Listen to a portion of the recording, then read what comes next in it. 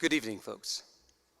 Thank you. Let me just explain that in the interest of public safety, those of us speaking will unmask when we speak so you can clearly hear us. When Hannibal Johnson and I have our conversation, as you can see, we've placed ourselves a nice distance apart, but we appreciate you staying masked. So good evening and welcome to Mount Lebanon High School. My name is Pete DiNardo. I teach at the high school and am a longtime patron of the public library, and I volunteer at the Historical Society of Mount Lebanon. I thank those two august organizations for sponsoring this event, as well as high school principal Dr. Joel Thompson, assistant superintendent Dr. Davis, and superintendent Dr. Steinauer for their support throughout the past few months and their willingness to provide this hall to host this event. I cannot express enough thanks to Sharon Bruni and her entire staff at the library for the work they have done to bring us such an esteemed scholar and activist. I thank the Historical Society and Dr. Michael Narragon in particular for their help in conceptualizing parts of the program. Finally, I want to note that the funding for tonight came from Love Your Library, the Jack Butcher Foundation. So if you enjoy the program, give a little love back and donate to the library. Some administrative details. Some coming events. October 14th of next month, there will be a virtual event held by the library on the Pennsylvania court system. October 21st is the Historical Society's annual fundraiser. That'll also be virtual. You can check their website for information on that.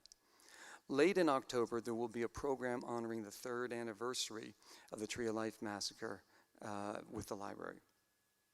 On November the 11th, in the auditorium, the Little Theater, will be George Savary speaking. The topic is the U.S. and China, the next Cold War, ? And on November 17th, in the Fine Arts Theater, your program shows it, Dr. Elena Roberts, Pitt Professor, will speak on the intersection of Black and Native American history. So I would be remiss, and Jim Wojcik would be upset if I did not ask you at some point to consider joining the Historical Society. And to let you know, if you don't know, restrooms out the back, down the ramp, and to your right. Tonight's process. Once I complete my comments, Dr. Michael Narragon will take the stage to introduce our speaker, Hannibal Johnson, and set a broad context. Mr. Johnson will then come up to the mic and present a short lecture after a brief film clip that we show. After that, then, we sit down and we have a nice conversation. Hannibal has been very nice and said he does not want to know the questions that I will ask him, so we're going to see how well I can challenge this great scholar.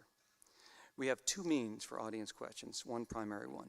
Some students gave you note cards, and if you don't have one and want to ask a question, raise your hand.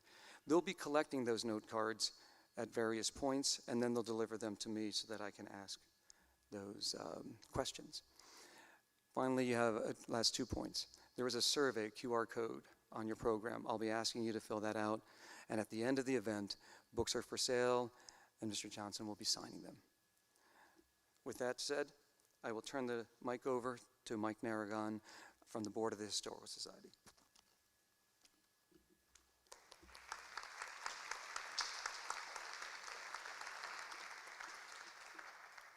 Good evening, and once Jim Wojcik gets his talents in you, you get on the Historical Society. That's what happened to me. So I'd like to welcome you to tonight's lecture.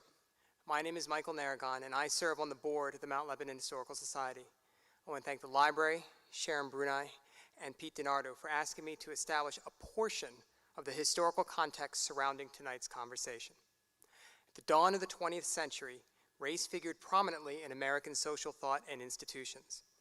Masked within this sentence is a dynamic and often uneven struggle, a contest for political power and social standing, a contest that always involved choices, human agency, and very often law. A contest that resulted in an intricate network of racial segregation best known by the moniker Jim Crow. Americans and their elected leaders crafted this elaborate system following the collapse of federal Reconstruction efforts following the Civil War. To make this deeply fascinating story deceptively short, the emergence and eventual codification of Jim Crow resulted from the fusion of 4 interconnected trends that calibrated social power along racial lines. First, a narrow reading of the 15th Amendment, which stated, "The rights of citizens of the United States to vote shall not be denied or abridged by the United States or by any state on account of their race, color, or previous condition of servitude."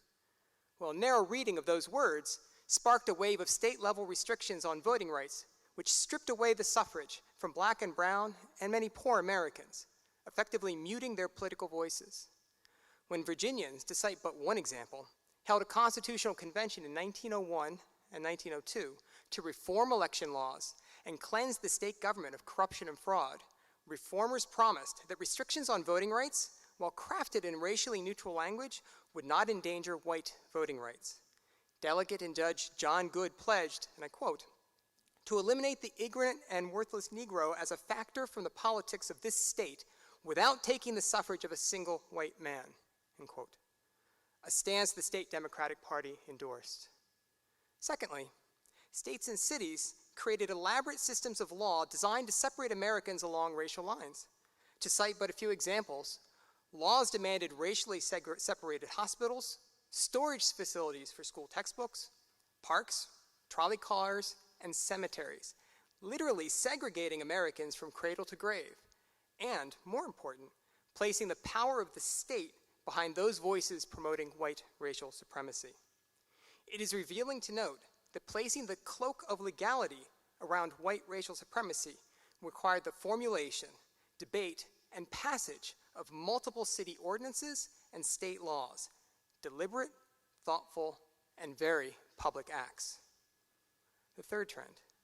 Employers and realtors lent this bigotry an economic dimension. Occupational and wage hierarchies followed racial lines, and red line maps wrote racial segregation into the physical and built landscapes. Voting restrictions and efforts to create social and economic segregation all involved the creation of boundaries. Judge Good and others were, if nothing else, clear in their intentions. Recognizing this assault upon their rights and citizenship, black and brown Americans resisted and pushed back, subjects worthy of another full evening lecture themselves. But it's this resistance that helped create the context conducive for the fourth trend. Maintaining these imperfect boundaries involved a high degree of socialized violence, bringing out into the open what the cloak of legality barely masked. Broadly speaking, this violence focused on both individuals and communities. This was an era in which neighbors attacked one another and lynched one another in forms of ritualized violence that fell disproportionately hard on black Americans. Participants engaged in barbaric forms of torture recorded their effort, took posed photographs, and circulated postcards extolling their actions. Just imagine that world. In other circumstances, entire neighborhoods became targeted, and these actions razed buildings and at times resulted in the full expulsion of black residents. And the scope of these actions is breathtaking. Just starting in the 1890s, white mobs attacked and drove blacks out of Paragould, Arkansas, Monet, Missouri, Mena, Arkansas, Pierce City, Missouri, Joplin, Missouri, Anna, Illinois, Forsyth County, Georgia, and Corbin, Kentucky. And white mobs targeted black neighborhoods in Wilmington, North Carolina, Chicago, Illinois, Omaha, Nebraska, East St. Louis, Illinois, Elaine, Arkansas, and Ocoee, Florida. The nature of this racialized violence and attacks upon black Americans became so intense after World War I that historian James Weldon Johnson referred to the summer of 1919 as the Red Summer, a reference to the blood spilled. It is in this hotly contested context that events in Tulsa unfolded. And this troubling past sits squarely in our present. And I wonder, as contemporary Americans, what can we do once we recognize the ways in which this past haunts our present? To help guide us tonight, we are fortunate to have Hannibal Johnson, one of the leading scholars on the Tulsa Race Massacre. Mr. Johnson is a graduate of Harvard Law School, and his distinguished career includes time teaching at the University of Tulsa College of Law, Oklahoma State University, and the University of Oklahoma. A prolific author, as the former assistant, Mr. Johnson recently authored the highly acclaimed Black Wall Street 100, an American City grapples with its historical racial trauma. Looking beyond the bookstore, Mr. Johnson also wrote a play, Big Mama Speaks, a Tulsa Race Riot Survivor story, which was selected for the 2011 National Black Theater Festival and has been staged in Switzerland. He has delivered a TED Talk, How to Heal Our History. Mr. Johnson has also taken his love of history and looked for ways to use his knowledge to help create a more equitable and just future. To those ends, Mr. Johnson has served on the Federal Commission 400 Years of African American History and the 1921 Tulsa Race Massacre Centennial Commission, and has received numerous awards in recognition of his tireless community service. It is my distinct honor to introduce Mr. Johnson and call him to the podium. Welcome.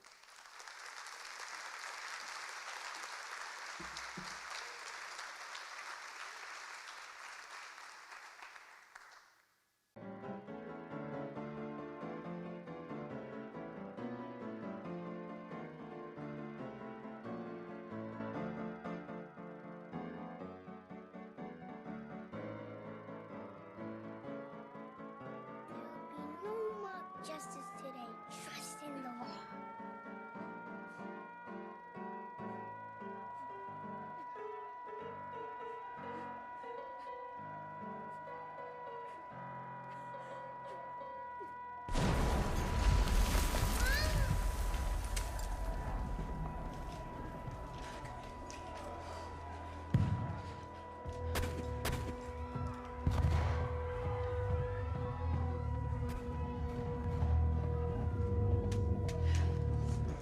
Time to go.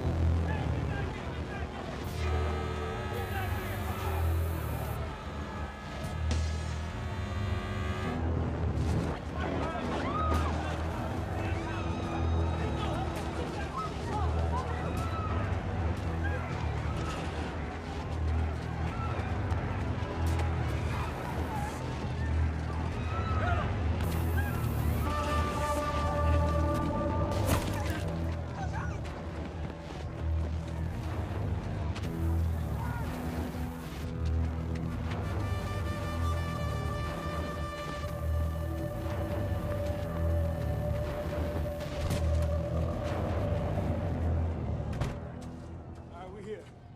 I told you, ain't no room. Just the boy there. Hey, God damn it, OB. It's gonna be okay, baby, right? You're gonna go with Heck and Liddy, and they're gonna get you someplace safe. Are you coming too? We're gonna be right behind you. Right?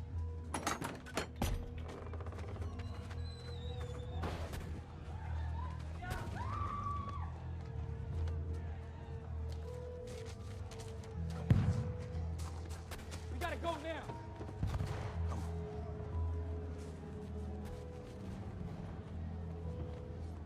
Hey, get your thumb out your mouth, boy. OB, come on. We gotta go. Be strong.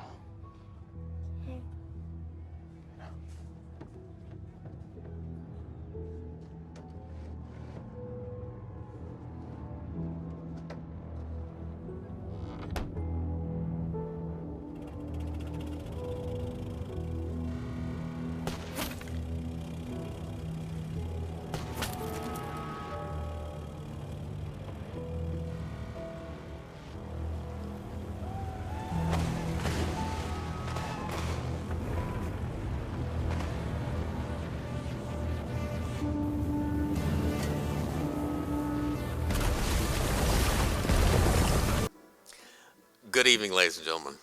That is part of the opening sequence from the HBO series The Watchmen. It's centered in Tulsa and centered around the 1921 Tulsa Race Massacre. That's perhaps the best imagining of what it must have been like to be in the maelstrom of that massacre, which was a seminal event in Tulsa, in Oklahoma, and in American history. But the massacre is not the be-all and end-all. The real story is that of Tulsa's historic Greenwood district, the site of the massacre, to be sure, but also the site of Black Wall Street, a remarkable economic and entrepreneurial hub for black folks early in the 20th century. It became the talk of the nation. Booker T. Washington called it the Negro Wall Street of America, and that later morphed into Black Wall Street.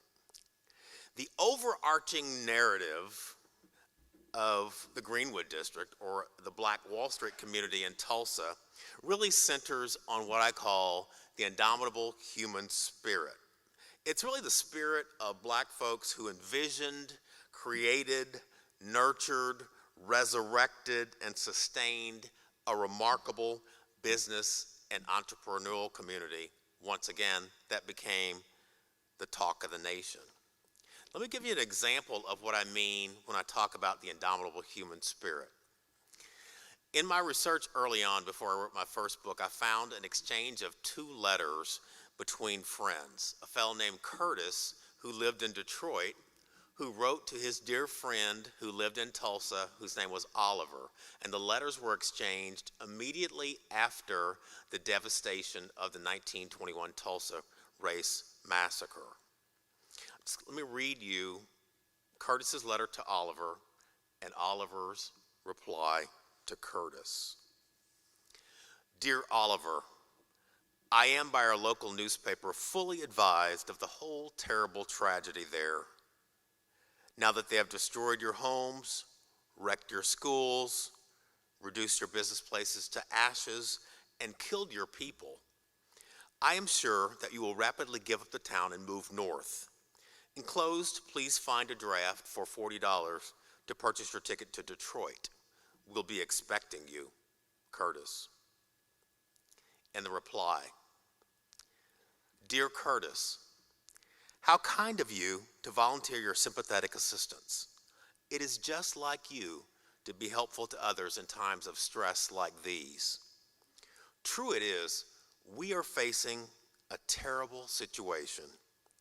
It is equally true that they have destroyed our homes, they've wrecked our schools, they've reduced our churches to ashes, and they have murdered our people, Curtis. But they have not touched our spirit.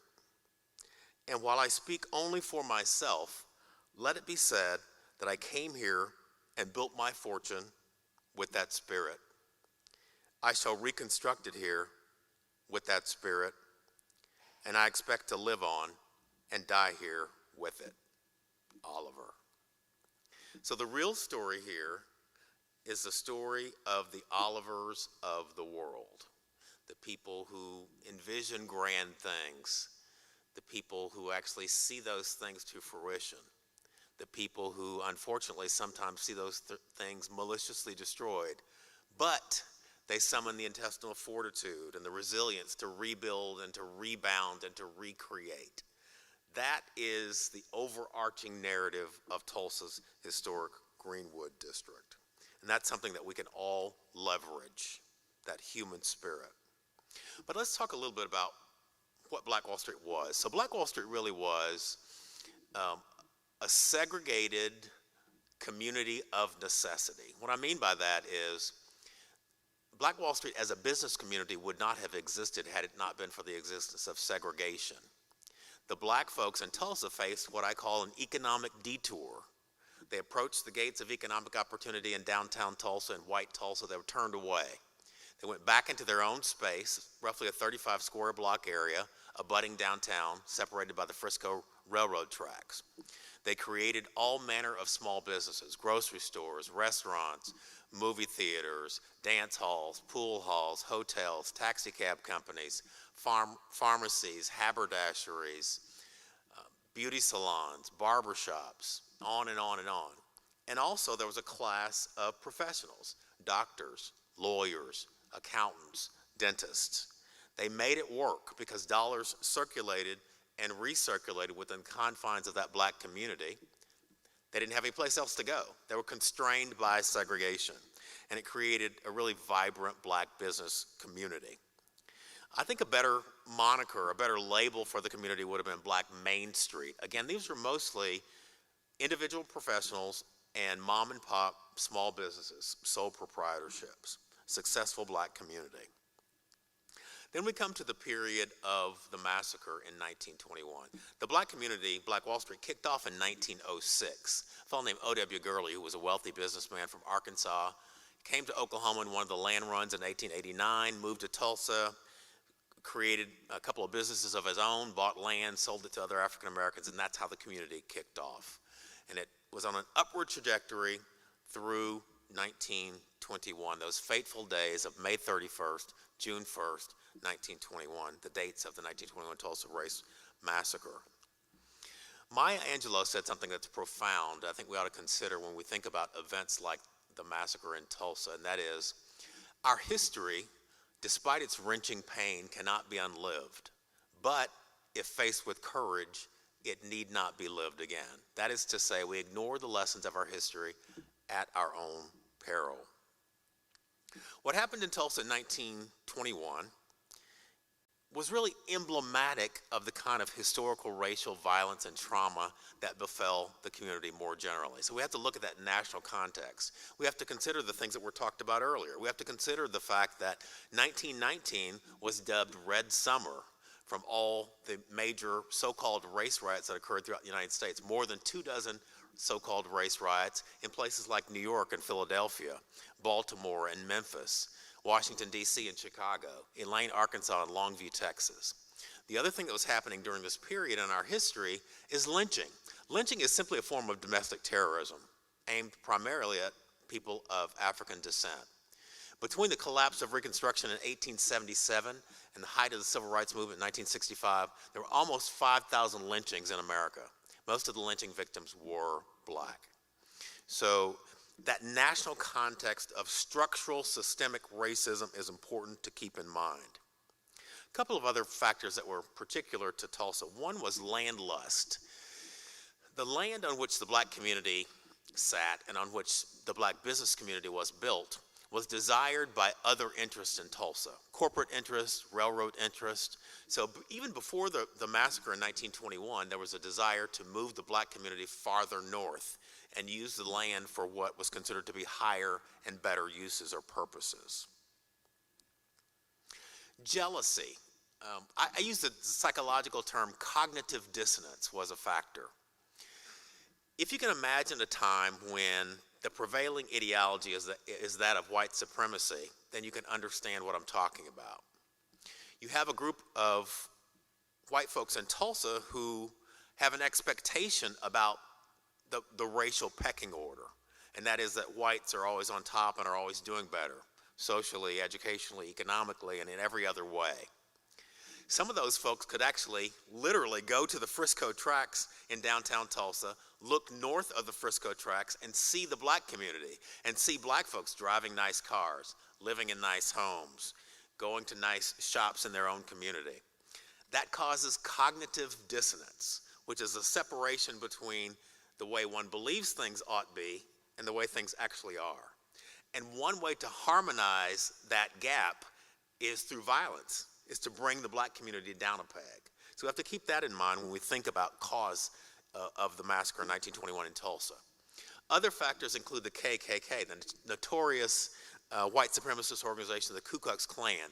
Huge presence in Tulsa and in Oklahoma all throughout the decade of the 1920s. In fact, in the election cycle after the massacre, after 1921, it's been said that every successful political candidate had some sort of tie or affiliation to the Klan. So the Klan swelled even more after the massacre. And then finally, the media. A particular media outlet called the Tulsa Tribune, a daily afternoon newspaper, published a series of inflammatory, incendiary articles and editorials. And what those did was simply foment hostility in sectors of the white community against the black community.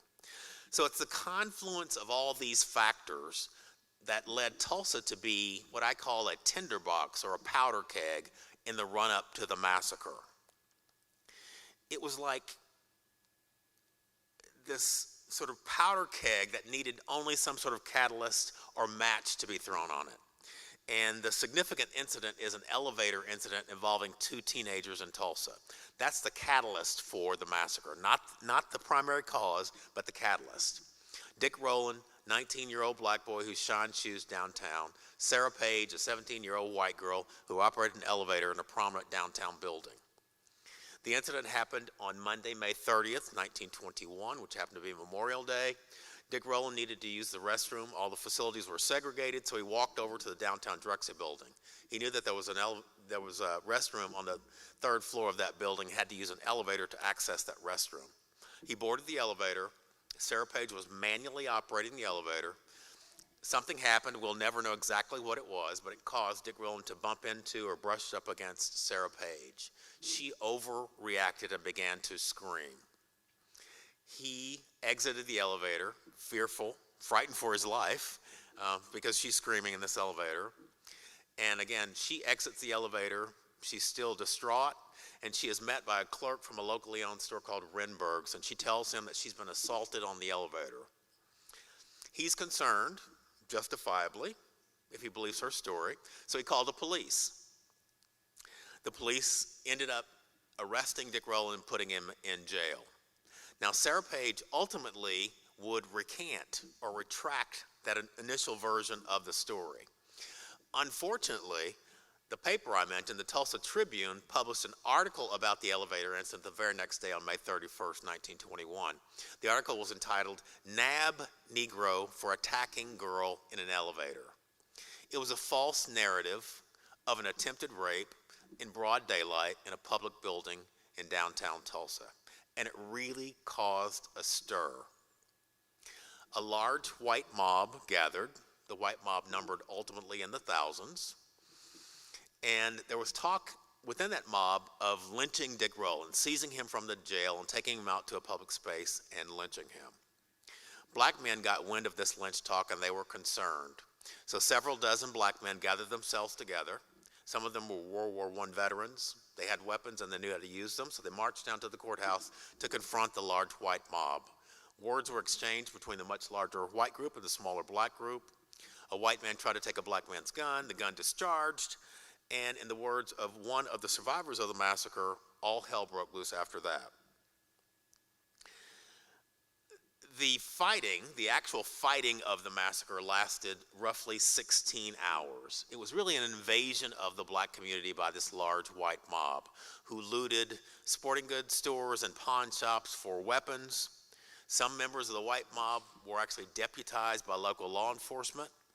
We know that the white mob prevented the fire department from putting out the fires that raged in the black community.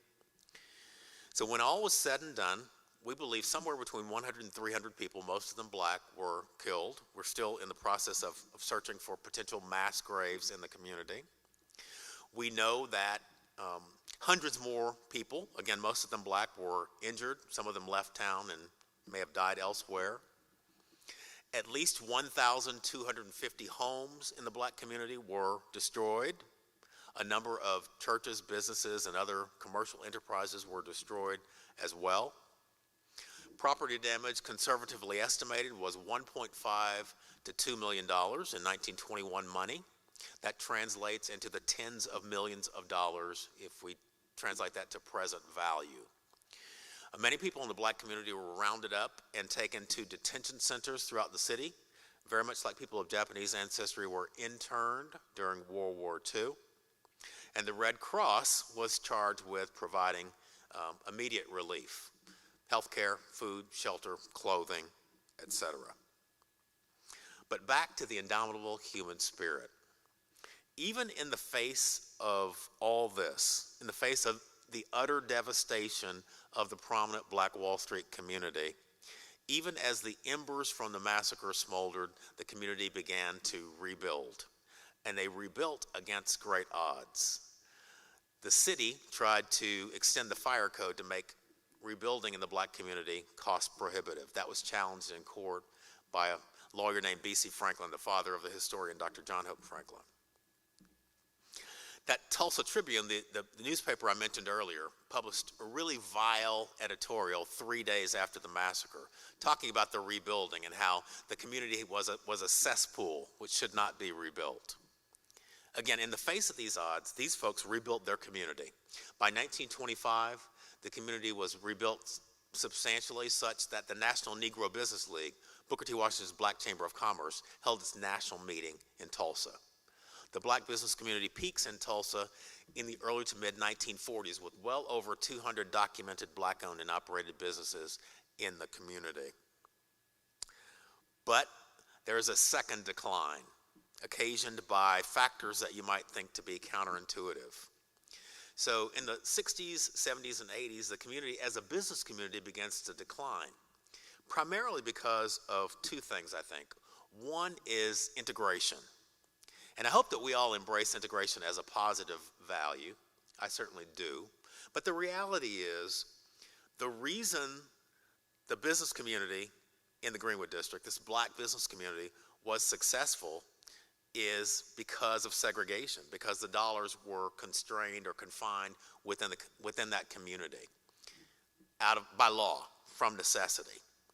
And so when integration comes along and people are able to spend dollars outside the community, a variety of goods and services are available at better price points, it really undermines the financial foundation of the community. The other factor is urban renewal. And so I've talked in communities across the country about urban renewal, and generally urban renewal projects were admittedly well-intentioned, but often what happened is they adversely affected communities of color. And the way they did that in Tulsa and in some other places I've been, like DC and Indianapolis, is in Tulsa we located an interstate highway right through the heart of the successful black business community. That's not a good look, not a good look at all.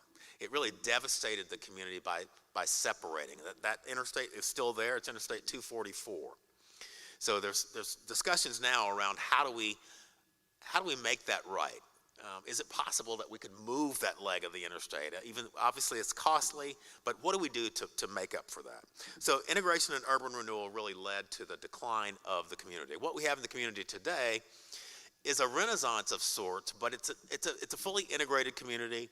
It's a multi-purpose community, multifunctional community. So it's residential, it's entertainment, it's commercial, it's cultural, it has a religious component. It's all these things. And over the years, the ownership of the land has changed hands. So a lot of the land is not owned by black folks anymore. A lot of that transition happened about 50 years ago. So there's a lot of talk about gentrification. I know there's talk about gentrification probably here and other communities as well. I served as education chair for the 1921 Tulsa Race Massacre Centennial Commission, also as local curator for a new history center that we built called Greenwood Rising. So we are working to create within the community, at a minimum, a recognition by every element in the community of this rich history that we have, and an acknowledgement that we need to leverage this history for the benefit of all. So we're working to bring in cultural tourists or heritage tourists. We're working to cultivate business opportunities for the entrepreneurs that are already there and to attract other entrepreneurs to revive and regenerate this community. This story is part of I think a richer narrative that connects other historical traumas. And that is a conversation about what I call our shared humanity. If we recognize the dignity and worth of each and every other human being on this planet, we would not have had a Red Summer, or 1921 Tulsa Race Massacre, or a Holocaust, or even a January 6, 2021, this past year. So let's think about those things. We're going to have a conversation now, and we're going to go a little bit deeper into this history, and I'm going to respond to whatever questions my interrogator may have for me.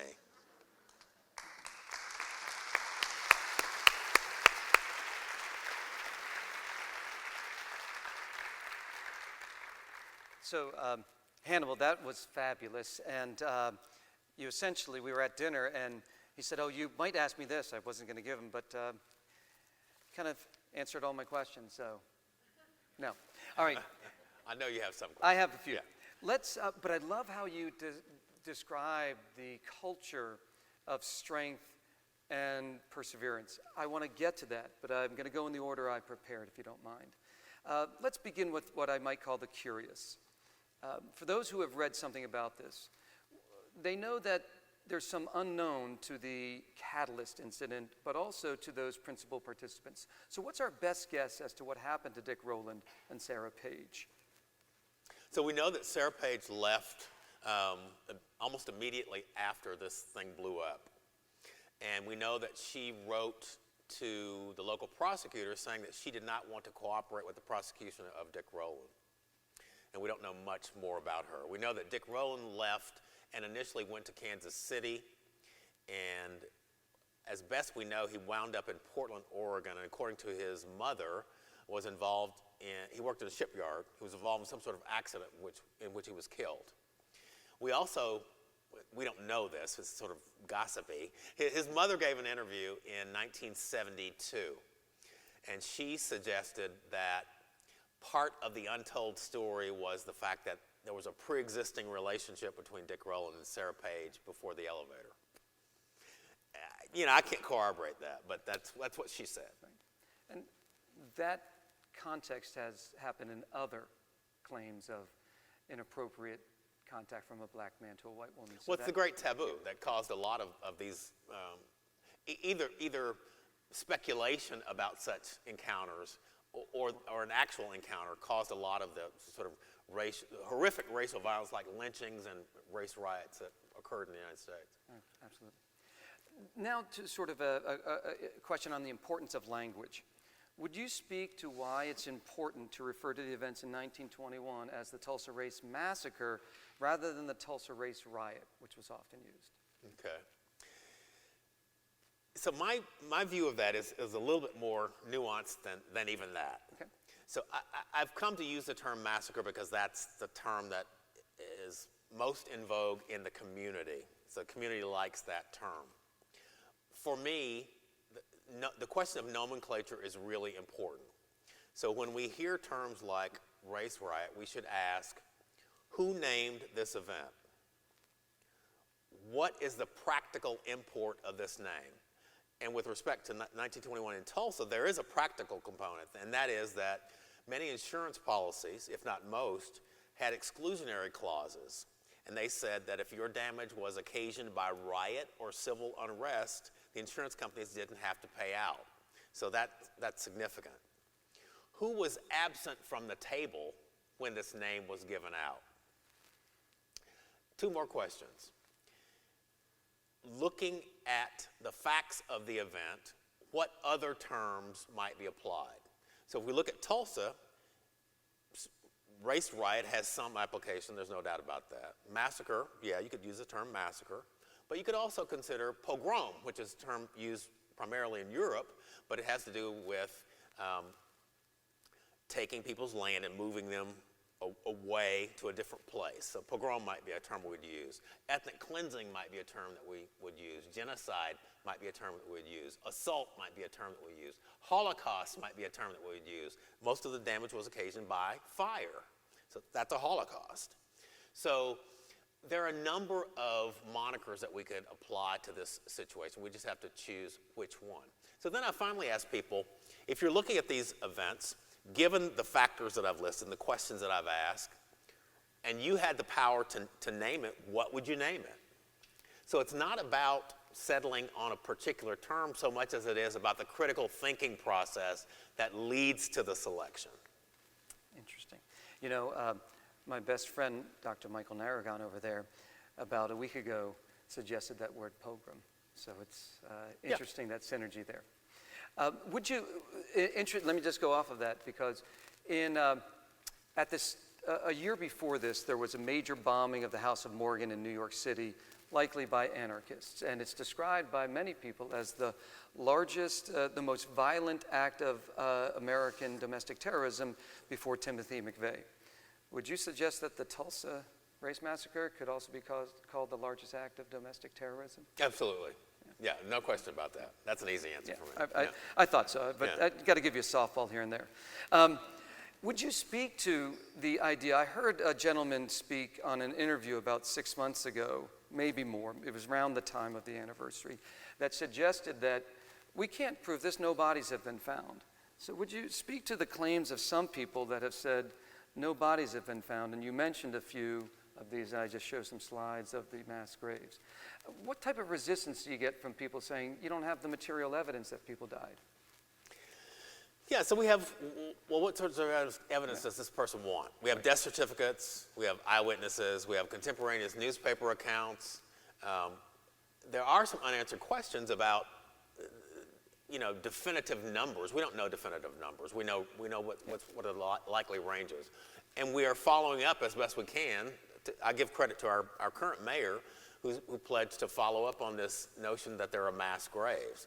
There was a commission convened by the state 20 years ago, and they first broached this notion of mass graves. They'd begun to do some work, hired a team of archaeologists to begin looking, but the work is being carried out now by the current mayoral administration, and who knows what we'll find.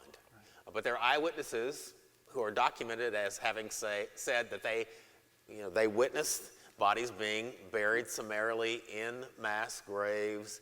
They gave some account as to where those graves might be. So it's incumbent on us to answer the question as best we can. The mayor talks about it in terms of we may have unsolved murders in our community. And it's incumbent upon us, it's our moral obligation to solve those. And that's why he's really invested in figuring out whether these mass graves really exist. And regardless of it being 100 years later, we still have the duty absolutely. to those. Yeah. And because we know, tragically, there are Holocaust deniers, there are COVID deniers. Is that percentage of people who are still in denial small, medium? Is it, when you face in Tulsa, is there a large percentage or not? I find that most people, the vast majority of people, acknowledge most of this history and are concerned, disappointed that they didn't learn about it. Particularly if they grew up in Tulsa or grew up in Oklahoma, they wonder why are they just finding this out? They should have known this a long time ago. So they want to acknowledge, and many want to memorialize. That's why we were very successful in building this history center, the Greenwood Rising. In 2 years, we raised $30 million. So that tells you we've got some corporate and foundation support and individual support and so forth. That's wonderful. So there are currently, as far as we know, right, 3 living survivors. I have them up on screen here. We've lost a few in the last 5 years, if I understand correctly. There were more. So, but the good news, though, that is true. But 20 years ago, there were more than 100 living survivors. And fortunately, because we had a state commission, those survivors, by and large, were interviewed and recorded. So we have their first-person accounts on file. Beautiful, beautiful. And I would assume in the 2.5 decades or so you've been getting this story out, working on it, that you have been able to talk to survivors. And so I have a 2-pronged question there. How hard was it to get survivors to talk? And then what impresses you most about the survivors you've been able to meet and talk to? So when I first became acquainted with survivors, it wasn't hard to get them to talk. In fact, they had wanted to talk for a long time. They had felt like they were suppressed for a long time. And what they wanted most, interestingly, was simply to have their story told as part of history. They weren't looking for money or any other kinds of specific reparations. They wanted their voice on record. They wanted people to know what they'd been through in the hopes that such an event never happened again. And so they tended to be really forthcoming. I think if I had encountered them 20 years prior to that, it would have been a very different story, because there was much more of a psychological dynamic of suppression and cover-up years ago. Well, actually, I'm going to shift then about to that question later, but now I'll wait for that because I want to let you tell me what impresses you most about the survivors. I think just their fortitude and that indomitable human spirit that I talked about earlier. The fact that these people have been through something that's really unimaginable to me to witness or to bear personally, yet they, by and large, chose to stay in this community that had been so hostile to them, in part to send a message about equality and their humanity.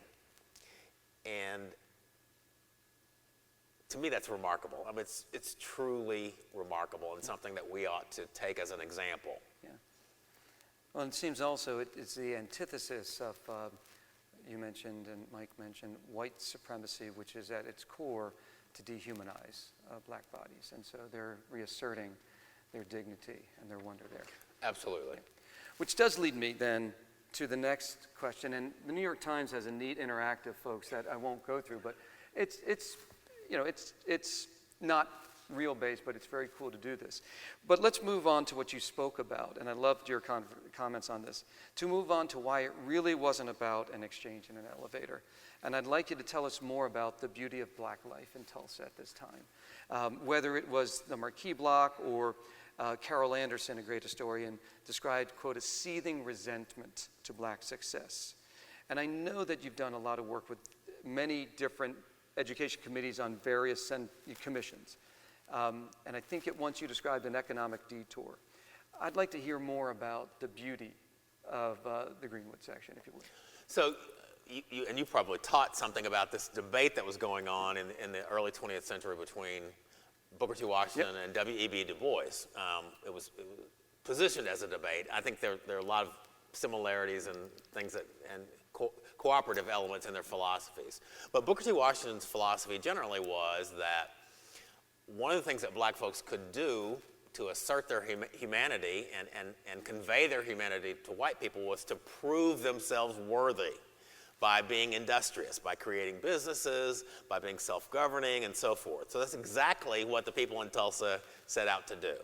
Let's create our own economic hub. Let's be, to some extent, self-governing, although the community was part of the city of Tulsa, so it was governed by Tulsa. So, but it also points out that white supremacy and that sort of ideology that dehumanizes certain sectors of the population, these are not rational and logical concepts. So if you do things designed to sort of prove that you're equally human and demonstrate you're worthy, it really doesn't matter because racism at its core is not logical and rational. So it's not going to make much of a difference. So they did all that, and what happened? The community was destroyed. It had kind of the opposite effect of what Booker T would have imagined it would have. So W. Du Bois, on the other hand, talked about political engagement, political power, having a seat at the table, and all that. So I think both those things are important in their own way. But part of the dynamic of creating this community was we show ourselves worthy, and then we'll be able fully and finally to integrate into the larger society.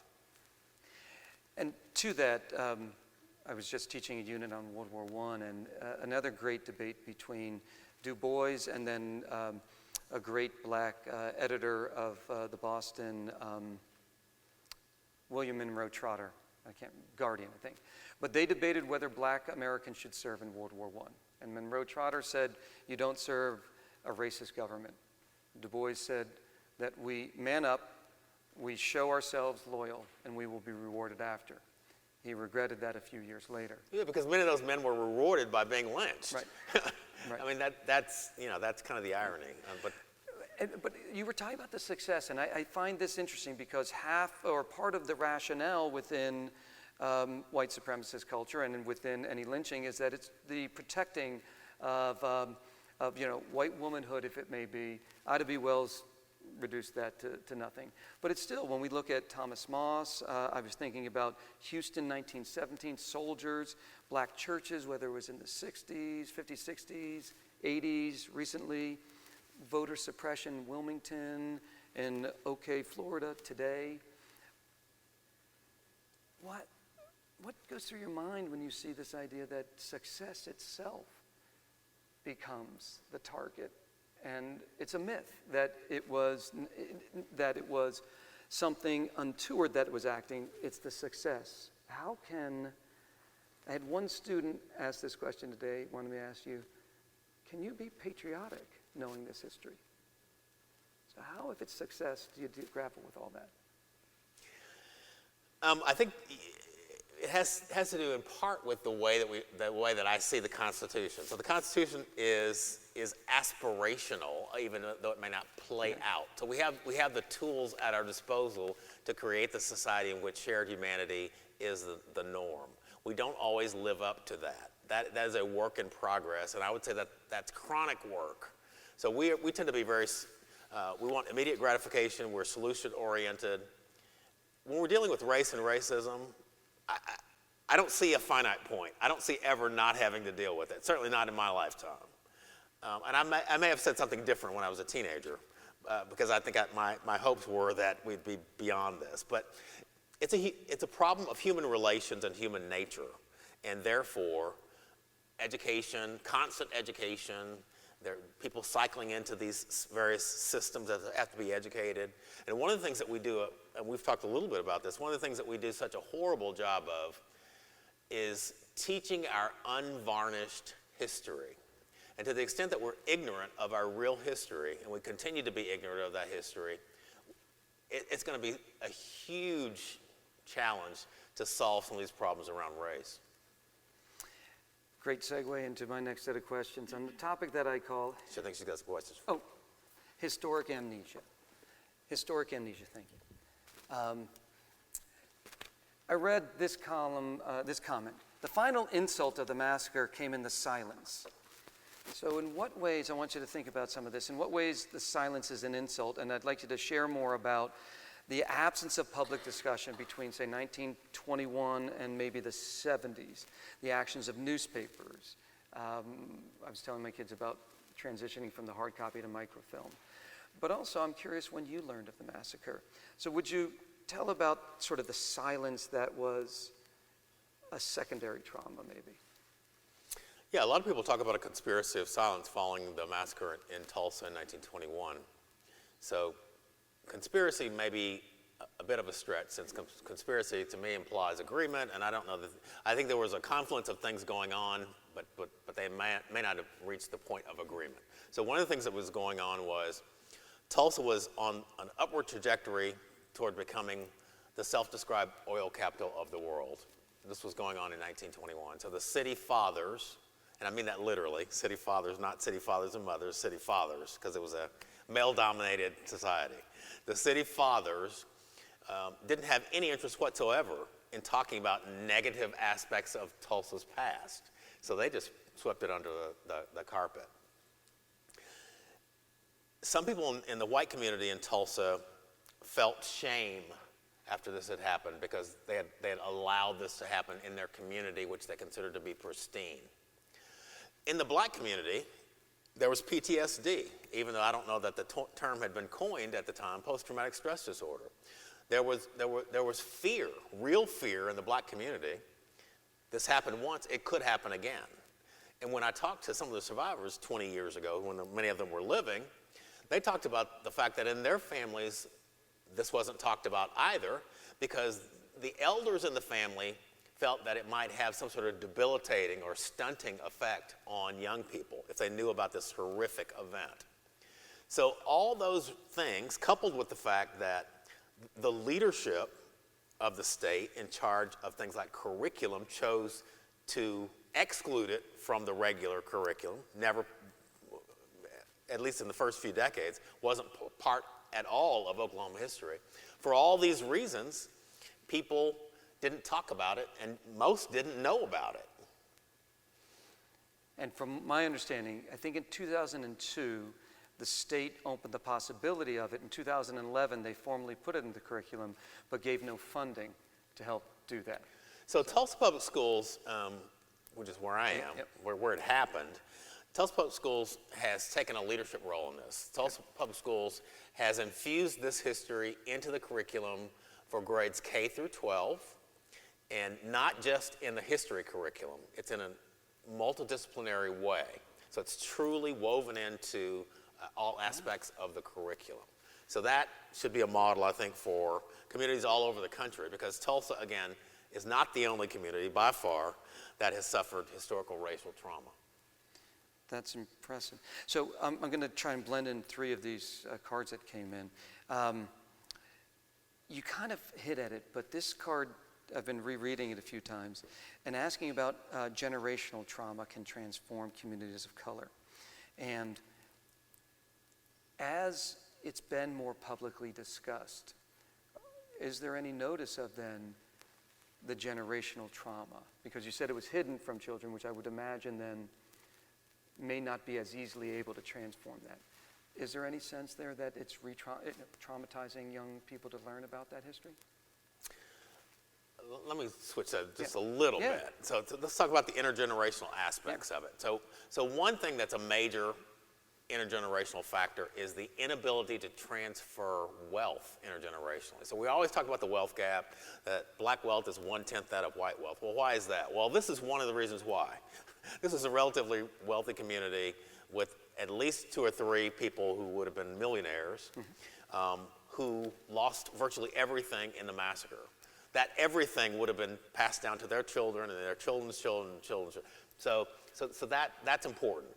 The other thing that's happened, I think, that transfers intergenerationally is issues of trust. And what I mean specifically is I often talk about a gulf of distrust between the black community specifically and white authority figures, i.e. police department, so forth. So one of the things that happened in the massacre, for example, and I mentioned it earlier, is that the police department deputized the people in the white mob that killed people and destroyed the black community. Now, if that happened in your history, you might have a hard time trusting law enforcement. So that's an intergenerational factor that relates directly to the events in 1921. And I had a few questions that are related to this.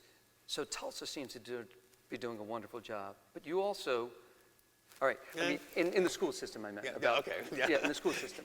So a number of questions were, one gentleman outs his age as being 70, so we appreciate you being here, but this I learned about almost all of what I learned about the Tulsa Race Massacre I learned tonight. So when you go around the country, do you find school systems that, and a couple other like this, school systems that are teaching this thoroughly, or is it being, as one person asked, is it, I'm not going to use the phrase whitewashed, but that could be directly true. Is it sanitized? Is it done in 5 minutes? Is it done in any depth in places other than Tulsa? Probably not, although there's great interest in places other than Tulsa. And we have to, credit productions like Watchmen, for example. So at first I was a little bit skittish on them sort of fictionalizing the history, because the history is so rich and robust on its own.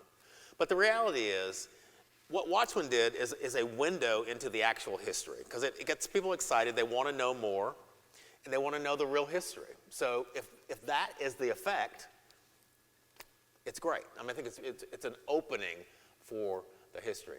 So, and I end up talking to a number of people who are working on, PhDs or master's dissertations or whatever, and they want to do it on this. They're discovering this history, they didn't know about it, they don't see it very often, and so they want to talk about that. So I know there's a lot of interest. I don't know that it's embedded significantly into curricula across the United States. I doubt that's true.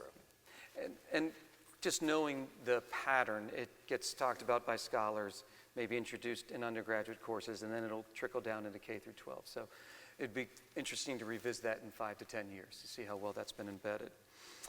Do you think, one person asked, is in today's 24/7 media and social media, do you think we could cover up something like this today? Yeah, social media is a game changer, right? I think. I don't know the answer to that. I will say that the downside of social media, the upside is that you can research things and learn things, and you can have access to information that you might not have access to.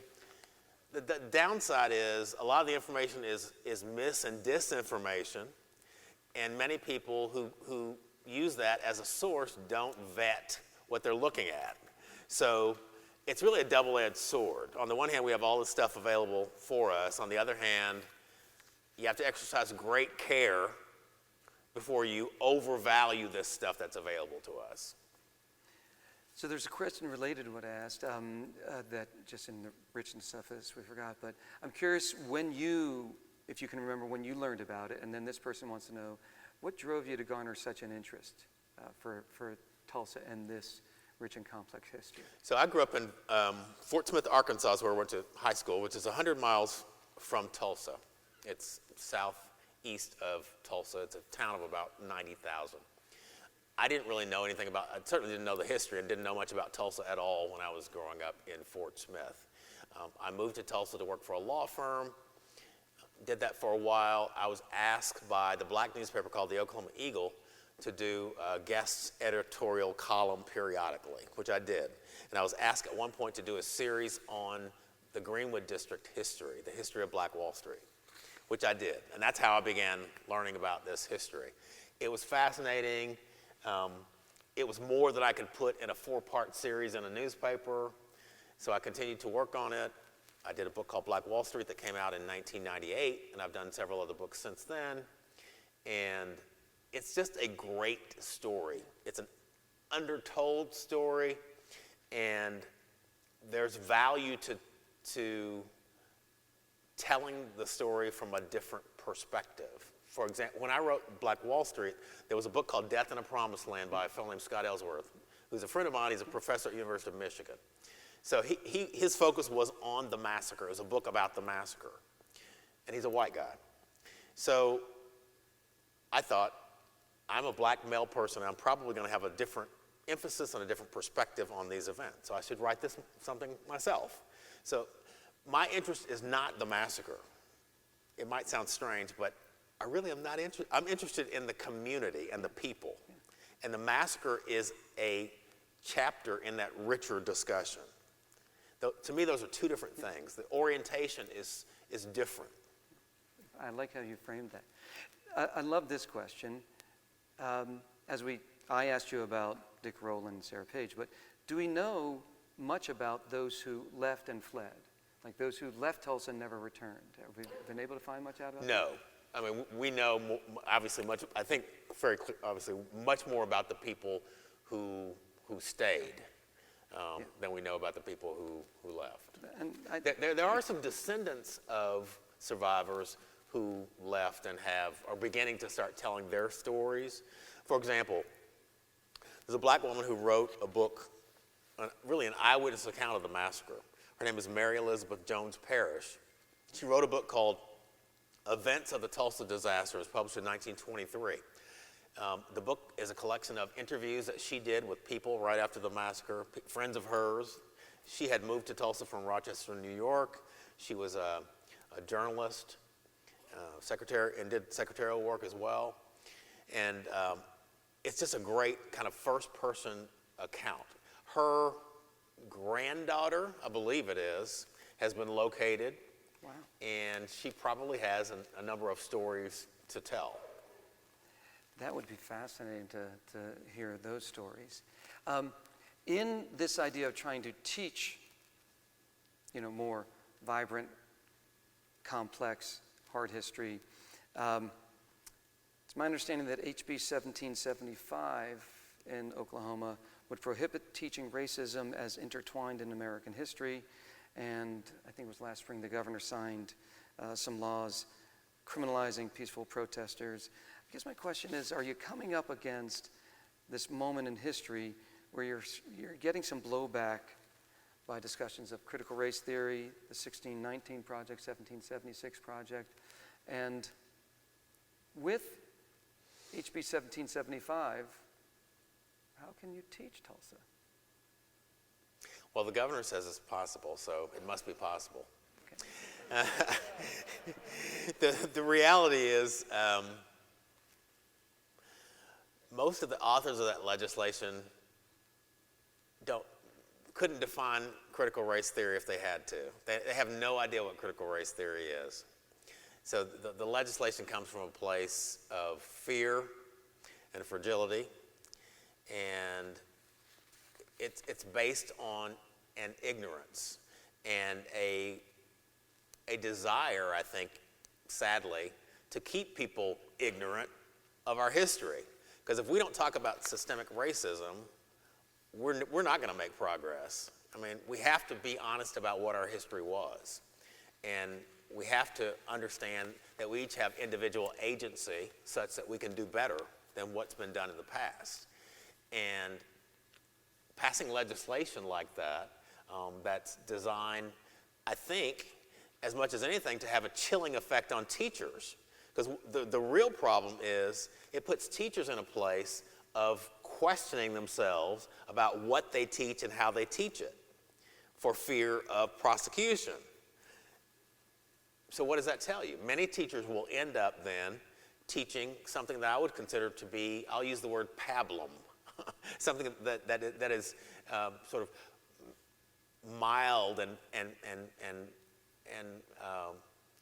tolerable, but not something that hits at the heart of our history, our hard history, that we have to deal with if we're going to make progress. And it's interesting because when I read that, you can't teach that racism is intertwined. And while this is not Tulsa, because Tulsa was in the Oklahoma Territory, I was curious about how one might be able to deal with some of the ordinances of secession that make it clear, or the state constitution, Alabama's debating removing some offensive lines in it, or from the 1950s and 60s, the Democratic Party of Alabama. I don't know, it's pretty clear to me that white supremacy was a proud moment there. And I'm not sure how that evidence Yeah, there it's really supports. impossible to teach about the 1921 Tulsa Race Massacre unless you do some delving into the concept of white supremacy, right? I'm not sure what people fear so much about talking about that. It's real. As you noted, it's not something that people hid. The KKK, for example, was premised on white supremacy coupled with Christianity. It was a badge of honor in Oklahoma in the 1920s to belong to the KKK. Leading citizens belonged to the KKK. We know that. So it is what it is. Well, and we want to be clear, too, that Mike mentioned, Hannibal mentioned, but there were two smaller ones in Chester, Pennsylvania, and Johnstown, 1917 and 1923. So when we teach it, it's not just a southern thing. You know, it hit in every, maybe not every state, but hit northerners, too. Can we speak about the role of the government? Charles Sumner, the great 19th century senator from Massachusetts, described Reconstruction-era role of government as, quote, the custodian of freedom. Speak to how government failed in this moment and to the depth of destruction that allowed. You mentioned that the resistance to the fire company, but I was reading also about that, and correct me if I'm wrong here, that the governor forbade the United Negro Improvement Association to bring in 50 what were then called Black Cross nurses. The National Guard wanted to send in tents, and he said no. So government at that level, but I'm curious also about what happened at the federal level.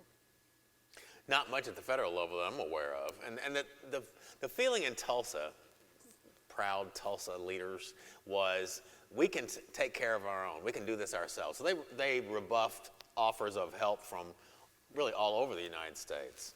But unfortunately made a number of promises, including the city commission, the mayor, chamber made a number of promises that they ultimately did not fulfill. So the black community was largely left on its own and in a lurch. Fortunately, national organizations like the NAACP, black churches sent money to Tulsa because they realized that Tulsa's fate was inextricably linked to the fate of black people all over the United States, and they wanted to set an example of resilience. You know, there was one thing that I read last year in a Washington Post article, and we as historians, we don't normally consider Warren G. Harding above maybe the 5th worst president. You know, he's in the bottom there. But 3 days after the massacre, he gave a speech at Lincoln University, which is in Pennsylvania, and it was the first degree-earning historically black university. And he's there, and he makes these comments that we should use the moment to seek healing and harmony. 3 months later in Alabama, he identified the demagogues that tried to divide us. He said, there is a oneness in America that supersedes appeals to class or group, and I wish it to be in this matter of our national problem of race. Are you surprised that Warren G. Harding actually was able to construct those sentences? Yeah, he said it. Did he mean it? That's the right. question. I mean, again, I'll go back to Tulsa. So there are a lot of things said after the massacre, but the mayor, the city commission, the chamber said that the problem really rested with those uppity Negroes who didn't know their place. I mean, basically, it was they called it a Negro uprising. So that just reinforces the point about this ideology of white supremacy. Even in the face of this massive destruction of a decidedly black successful community, the white leadership was saying, well, if these people just knew their place and stayed in their place, we wouldn't have any problem. We wouldn't have to burn them out. We wouldn't have to kill them.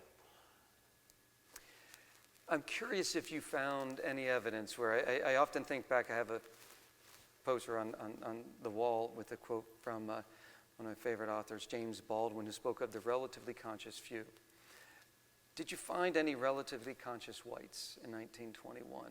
Folks that in today's terms were allies or accomplices or anything along those? Yeah, the best example, there were some, and the best example is Reverend Charles Kerr, who was pastor of First Presbyterian Church, which still exists. It's a huge church downtown. He had a number of black friends, genuine black friends. He had his son drive him down to address the white mob before the massacre, which he did, to no avail, obviously, but he did that. After the massacre, his church sheltered some of the folks who fled the black community that was being destroyed. He actually petitioned Congress for reparations for the black community in Tulsa after the massacre. And I've been in touch recently with his grandson, Stephen Kerr. That's awesome. Yeah. Good. We need some of those examples. Yeah, I'm curious, and this is also a very cheap promotional gig for the November talk. Elena Roberts from Pitt will be speaking. Any comment that you want to make to set her up, sort of as a request of the intersection of Native American relationships and black relationships in Tulsa? Well, there's strong Native and black relations in Tulsa and in Oklahoma generally. So the Greenwood community, the black community in Tulsa, sits on Native land. So most of it sits on former Cherokee allotments. A little bit of it sits on some property that once belonged to the Muskogee Creek Nation as town site property purchased by the city of Tulsa. The other thing that's interesting is one of the reasons the Greenwood community as a business community, as a black business community, was successful is there were some relatively wealthy black folks in Oklahoma who were freedmen, who were formerly enslaved by the 5 tribes, all of which engaged in the practice of chattel slavery. So they're what you might call black Indians, some of whom are affiliated with the tribes by treaty, because after the Civil War, these tribes executed agreements with the federal government whereby they would adopt their formerly enslaved persons as citizens. Some of these people are intermarried with Indians, cultural Indians, and so they have Indian blood. So that relationship is strong. You know, the 5 civilized tribes were forced out of the southeastern United States in the 1830s and 1840s. Trails of tears, you probably heard that term. Well, along those trails of tears were many black folks who were with these tribes. Many of them were enslaved by the tribes. Some of them, by then, were already considered tribal members.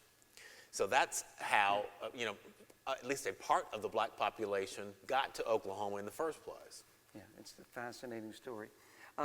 If we move then towards your goals for reconciliation and reunion, if we will. You serve on multiple committees that are interested in this.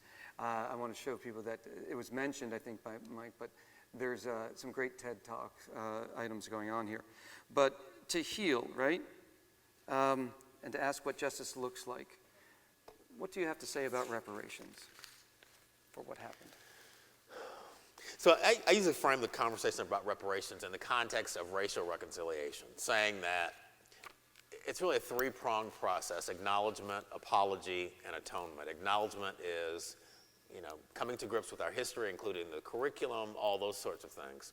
Apology is certainly literal apologies, like our former police chief issued an apology about 7 years ago.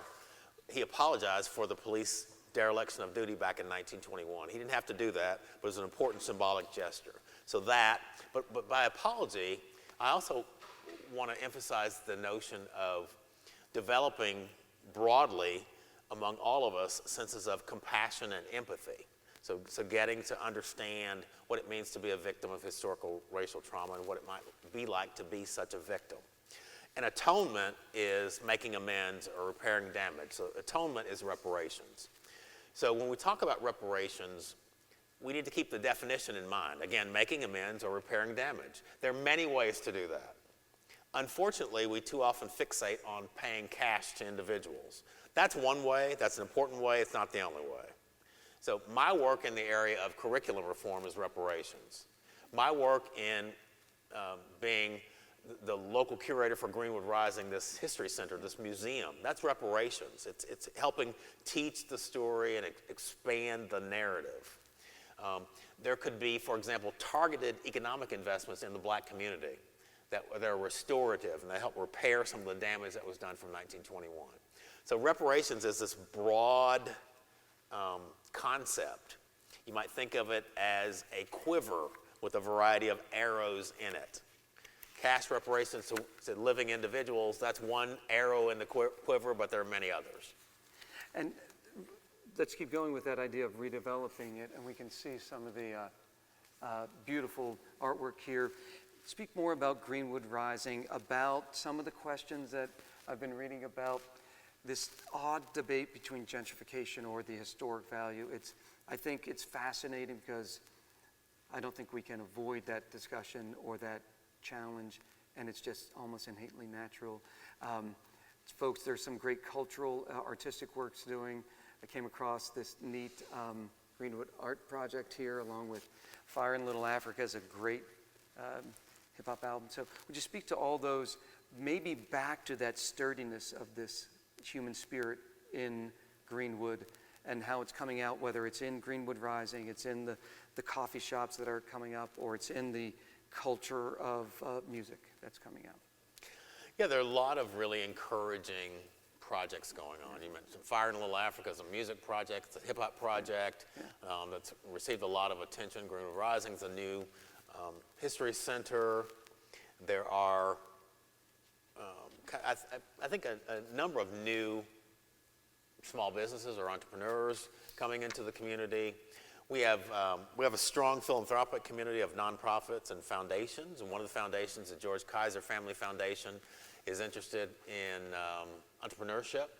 So they've done a lot of things. One of the things that they did is on a weekend they brought in some young black entrepreneurs from all over the country and just kind of exposed them to Tulsa on the idea that once they see this place, once they learn the history, they might get excited about it and they might actually come here. Well, yes, I mean, that's sort of working. Yeah. The other thing that's been good for us is, you're familiar with Teach for America? Yeah.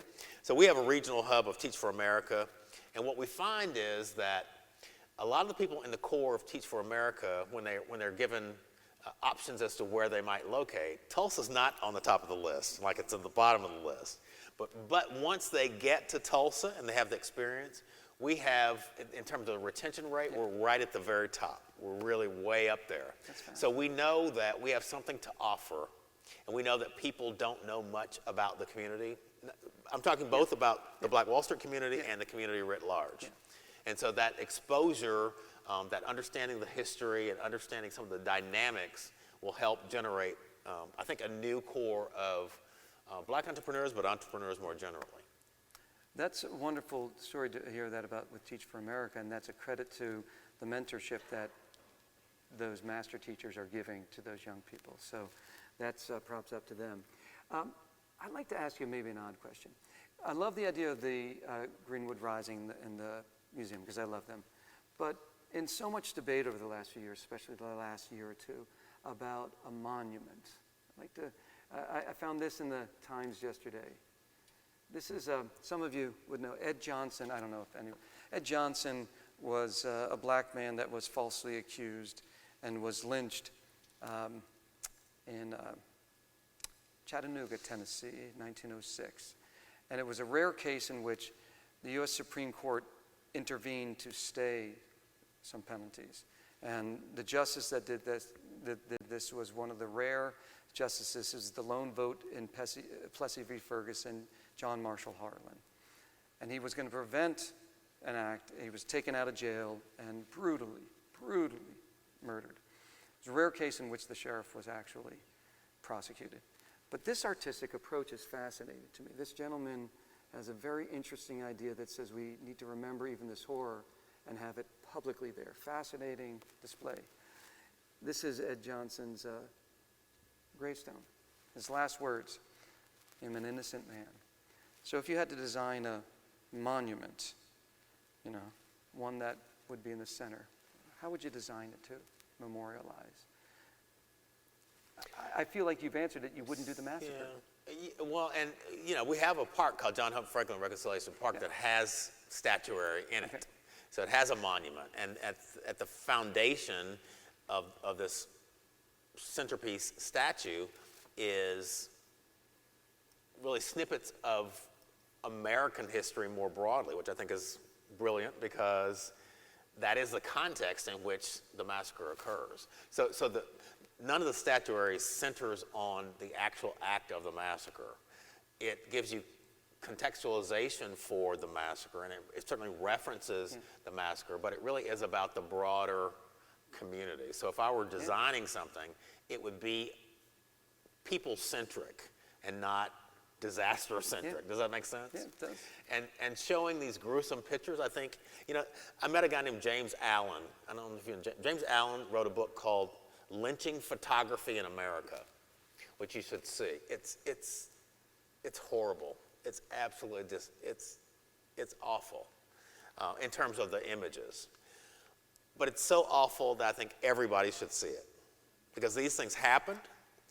They happened more often than not. They happened in front of large white crowds, including young children who were dressed like they were going to Sunday school. So people need to see that and understand the depths to which we can sink.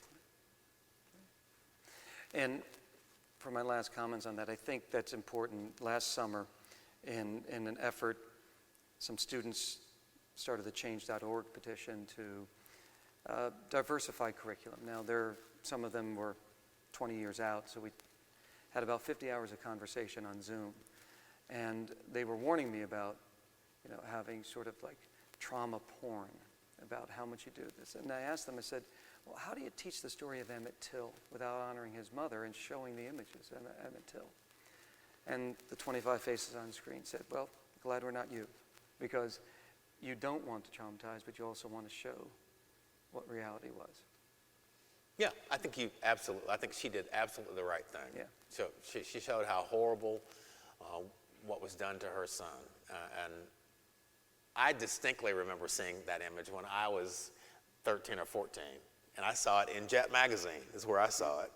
And it had a profound impact. Yeah, it Hey, folks, I want to see if there's any questions that you have, that have been spawned now, so you don't have to write them on cards. I've gone through a lot of those.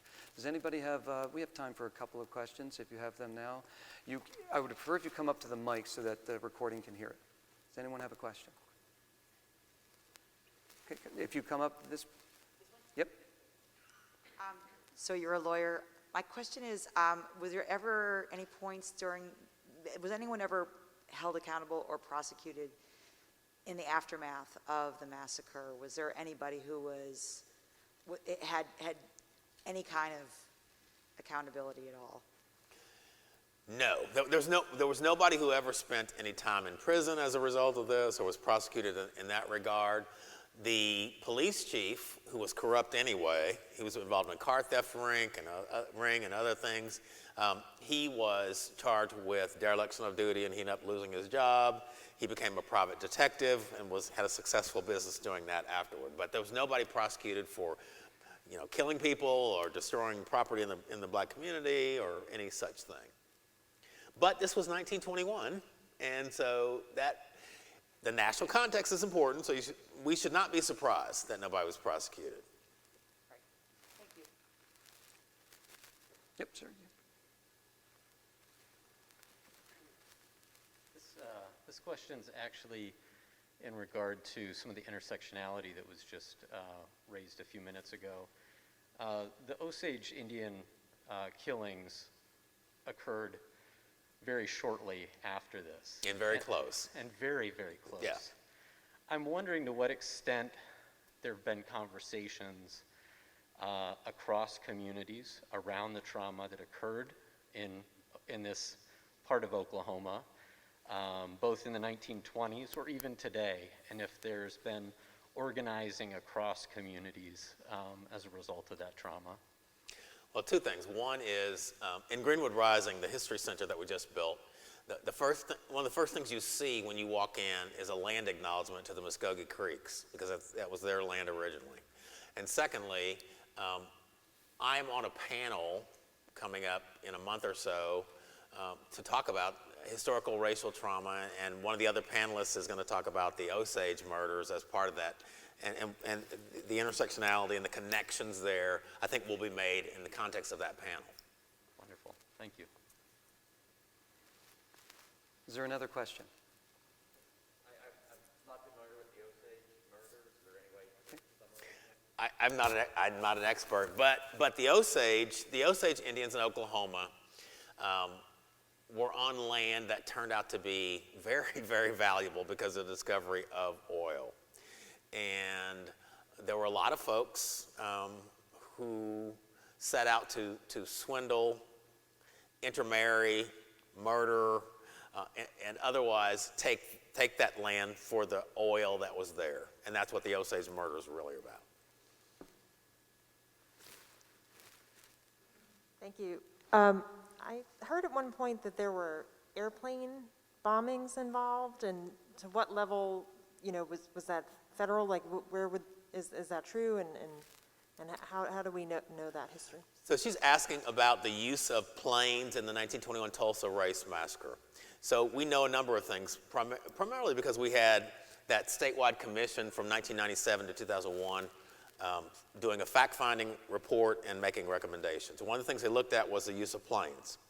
So the official version, everybody agrees that planes were used. There's no question about that. The official version is that the planes were used for what's called reconnoitering, looking to see what was going on down on the ground.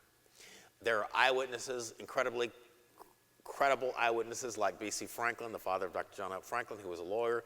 He saw the planes. He said the planes were dropping incendiary devices or things that would make the fires burn more prolifically.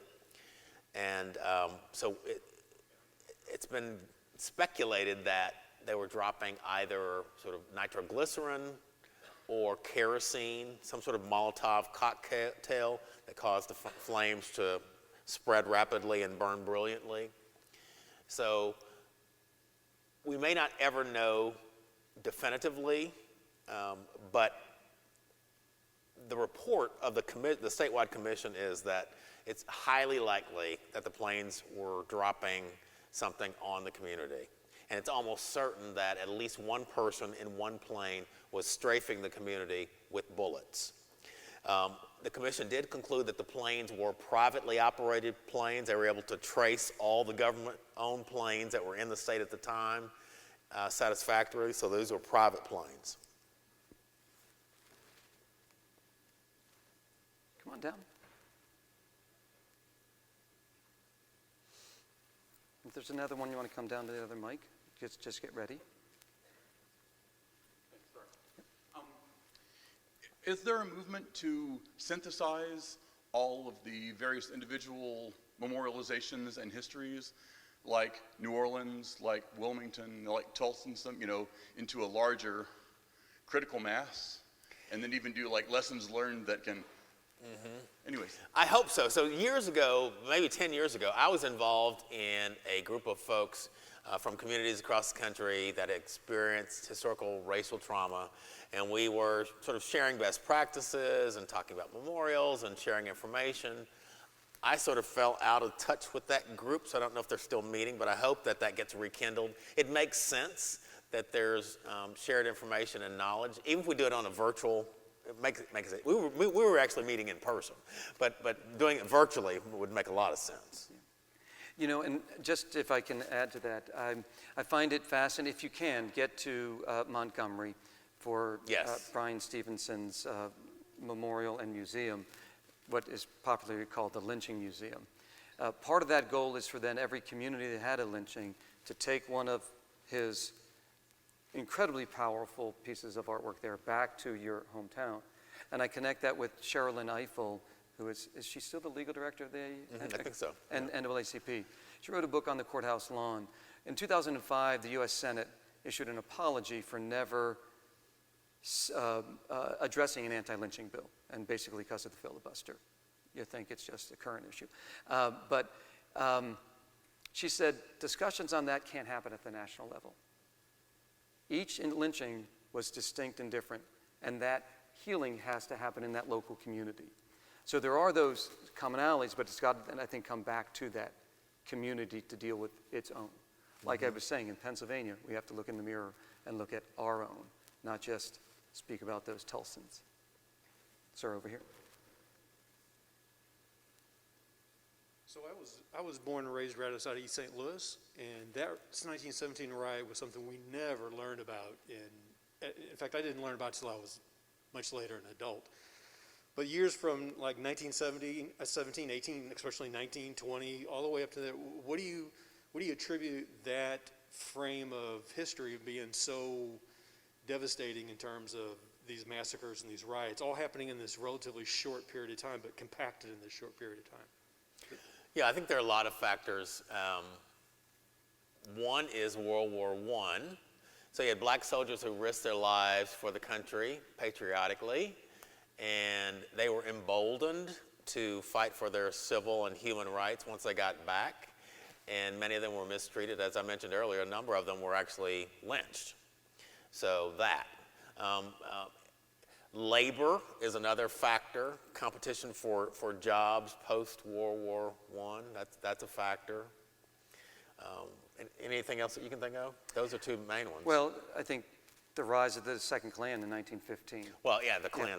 That I'd say, temporally, that has to be there. But I do think that sense that a xenophobia that existed, that crossed lines, that was most targeted at the black community, but if you were Jewish, if you were Italian, if you were immigrant, it was also difficult. So it was an ugly period. We have one more. I think somebody came up. We'll do this as our last question, I think. No pressure there, I think. You said that the statewide commission started in 1997, I believe. What changed? I think back to that time period and, what changed? How did that come about? Why did the state all of a sudden decide to look into this?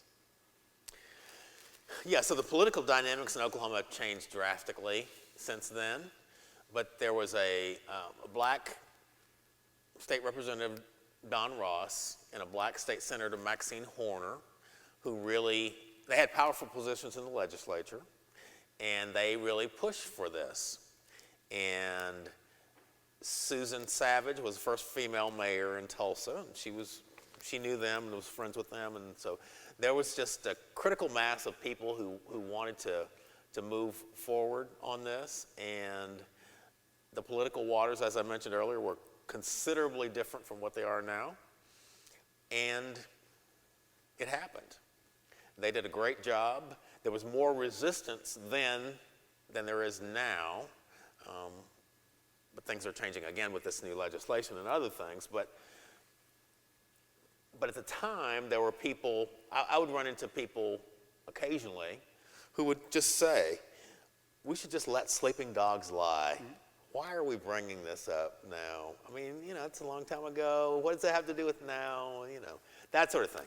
Obviously not understanding historical, racial trauma, intergenerational trauma, hard history and the imperative of dealing with hard history if we actually want to make progress in the present, all those sorts of things. Well, and intergenerational wealth. Owning a home is the greatest asset that you can turn over to somebody, and when that's destroyed, it takes generations to try and build that up.